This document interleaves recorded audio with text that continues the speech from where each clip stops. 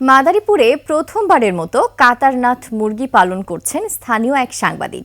কালো মাংসের মুরগি দেখে অবাক হচ্ছেন অনেকেই। ইউটিউব দেখে শখের বশে পালন করা কাতারনাথ মুরগি এখন বছরে লাখ লাখ টাকা আয়ের হাতছানি দিচ্ছে। মাদারীপুর প্রতিনিধি নজরুল ইসলাম পলাশের তথ্য ও ছবিতে দেখুন ডেস্ক রিপোর্ট।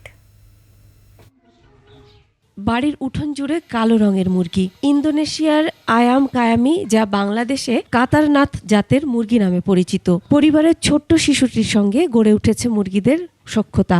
বাড়ির বড়দের পাশাপাশি যত্ন আত্তি করে সে।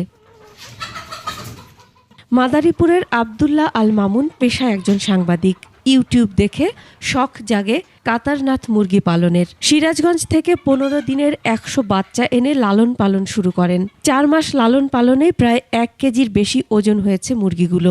একমাত্র ওয়ালটন এসি দিচ্ছে 1 বছরের রিপ্লেসমেন্ট গ্যারান্টি। নিয়মিত খাবার ও টিকা প্রদানের মাধ্যমে পরিচর্যা করেন। এই মুরগিটা সাধারণত 4 মাস 4.5 মাস থেকে ডিম পাড়া শুরু করে।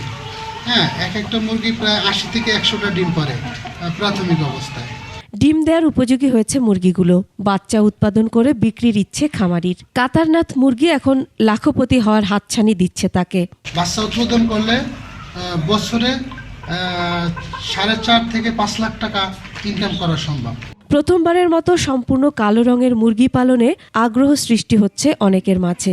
ডিম পাড়ার পর থেকে যে বাচ্চা হবে সেই বাচ্চাগুলোতে আমিও এটা করব। আসলে লোকমুখে শুনি এখানে আসা, হঠাৎ করে এনার এখানে তো ঘুরলাম, দেখলাম, বেশ ভালো লাগলো। প্রাণী সম্পদ বিভাগ বলছে, মাদারীপুরে কাতারনাথ মুরগিটি অপরিচিত ও মাংসের দাম তুলনামূলক বেশি হওয়ায় বাজার সৃষ্টি একটি চ্যালেঞ্জ। তবে খামারিকে পরামর্শ সহ সার্বিকভাবে সহযোগিতা করা হচ্ছে। এটা কমার্শিয়াল ভিত্তিতে এখন ওইটা ওইভাবে পরিচিতি লাভ করেনি।